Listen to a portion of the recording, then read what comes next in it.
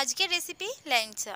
নিয়েছি 1 কাপ আমুল দুধ আর half cup ময়দা, তার মধ্যে দিয়েছি 2 চামচ ঘি আর বেকিং পাউডার আর বেকিং সোডা। আগে থেকে ফুটিয়ে রাখা 1 কাপ দুধ দিয়ে সকল উপকরণ ভালো করে মেখে নেব কিছুটা সময় নিয়ে। মাখার সময় মনে রাখতে হবে সকল উপকরণ যেন ভালোভাবে মিশে যায়, তাই 15 মিনিট ভালোভাবে মাখতে হবে আমাদের এই সকল উপকরণ। যখন দেখব যে আমাদের মাখানোটা হয়ে এসছে তখন এটাকে কিছুক্ষণের জন্য রেখে দিতে হবে। তারপরে যেটা করতে হবে, তুমি যেরকম শেপ দিতে চাও সেরকম শেপ দিতে পারো। তুমি গোলও করতে পারো, এরকম লম্বাও করতে পারো। আমাদের গোল করিনি, আমাদের একটু লম্বাটে করেছি। সবার শেষে যেটা করতে হবে, কড়া গরম হয়ে গেলে তার মধ্যে সাদা রিফাইন তেল দিয়ে হালকা আঁচে, তেলটা যেন খুব গরম না হয়, হালকা তেলটা গরম হবে তার মধ্যে একে একে তুলে দিতে হবে।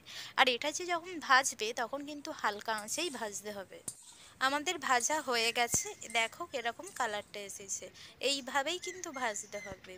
ভাজার পরে সবশেষে যেটা করতে হবে সেটা হলো চিনির সিরা বানিয়ে নিতে হবে, তার মধ্যে একে একে ছেড়ে দিতে হবে।